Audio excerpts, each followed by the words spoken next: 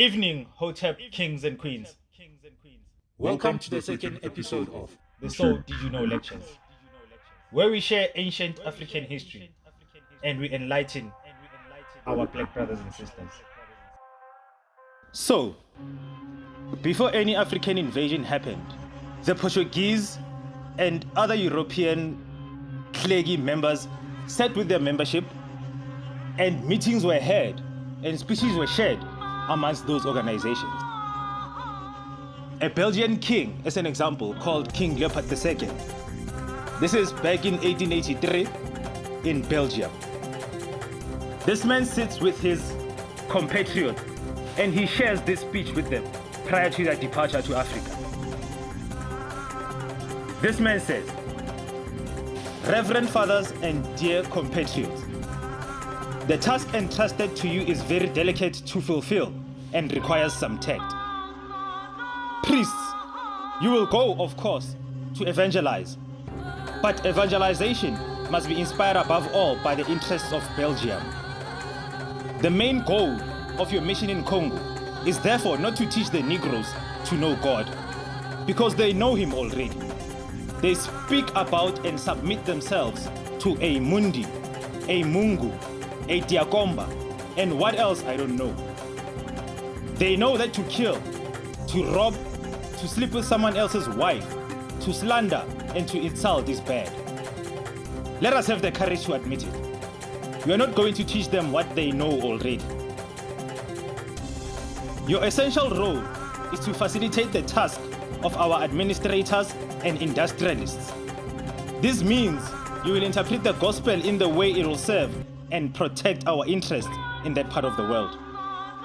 For that purpose, you will make sure, amongst other things, that our savages lose interest in the overflowing wealth of their soil in order to avoid that they get interested in it, compete to death with us, and dream one day to dislodge us.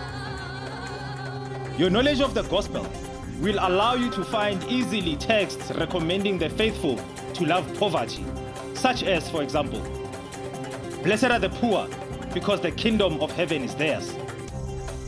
It is difficult for a rich man to enter heaven.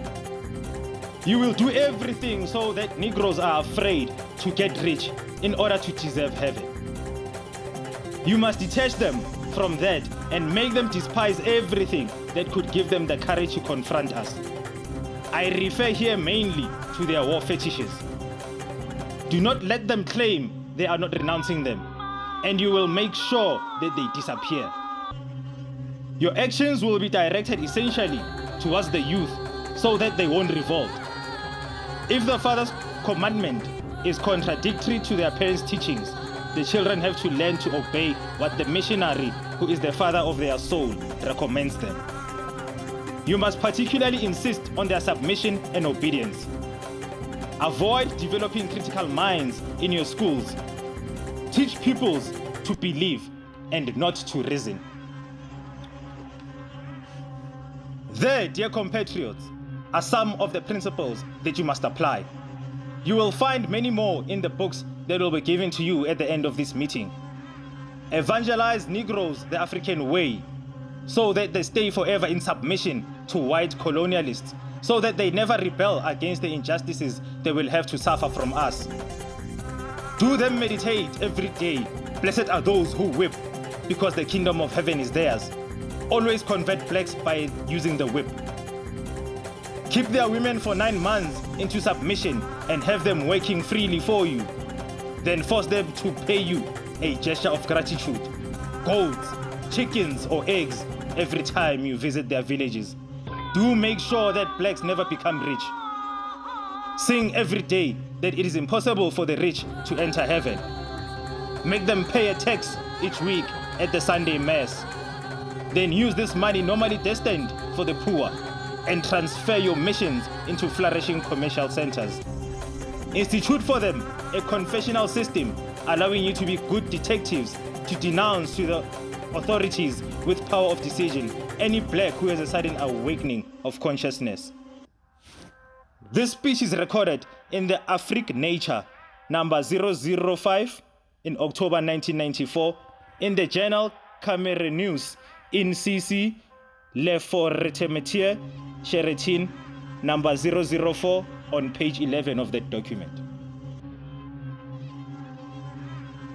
The year is 1920, and a so-called minister called Minister Jules Renquin of the Belgian colony sits with a group of Christian missionaries coming to Africa, to the region of Congo, of course, to continue their mission of colonizing the African continent. This man sits with his Catholic Christian missionaries, and this is the speech he shares with these people.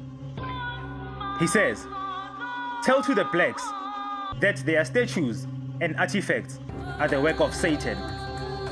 Confiscate them and go and fill our museums with them. Make the blacks forget their ancestors. Regard all blacks as little children that you have to deceive. Require that they all call you my father. Teach them a doctrine whose principle you will not put into practice yourself.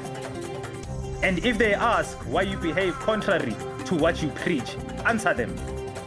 You blacks follow what we say and not what we do. And if they reply, making you notice that a faith without practice is dead faith, get angry and answer. Happy are those who believe without protesting." The white man's worry has always been, what will happen when the black people find out the truth about themselves and their history and where we actually come from as black people? And what happens when the black people actually find out the hidden truths about where we come from as the black human race? So in a document written in the year 1550 by cardinals reunited to elect Pope Julio III, this document is still found today in the National Library of Paris. And in this document, it says, "The gospel and Bible reading must be allowed as little as possible, especially in modern languages and only in countries under our authority.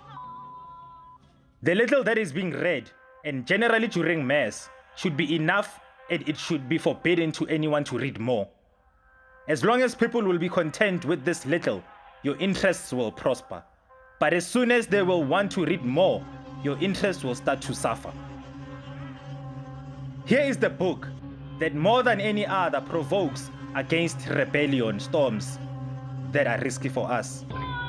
For that reason, if someone examines carefully the Bible's teachings and its comparison of dates with our church, contradictions will be found very quickly, and our teaching will be seen, often as wandering from the Bibles, and even more frequently in opposition with it.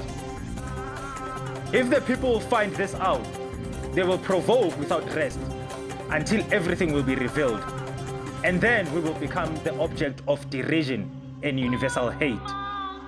So it is necessary that the Bible be taken away and removed from the people's hands, however, very carefully, not to cause a commotion." This was said by Pope Julio III in 1550 in a written document, which we can still find to date in the National Library of Paris.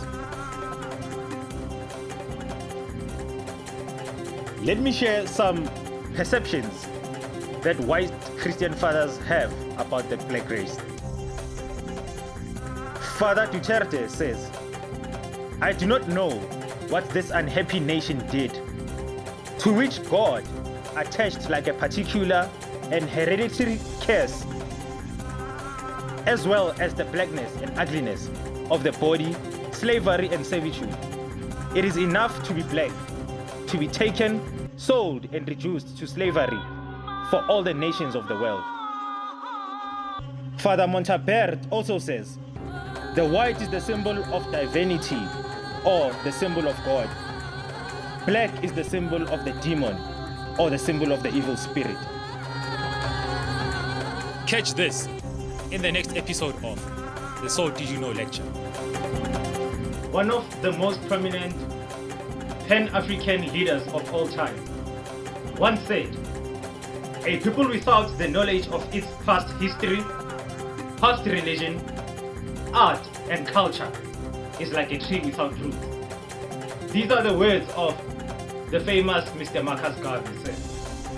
And seeing that today is a Wednesday is a day of healing for us African people.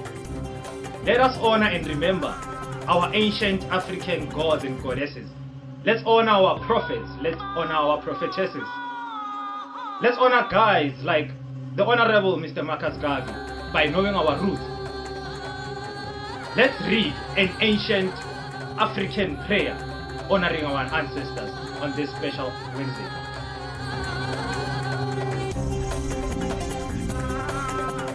Please support our Sons of SOU channel. You know we're bringing light. Like, because you care, share, and don't wait another moment. Comment. So tribe, subscribe.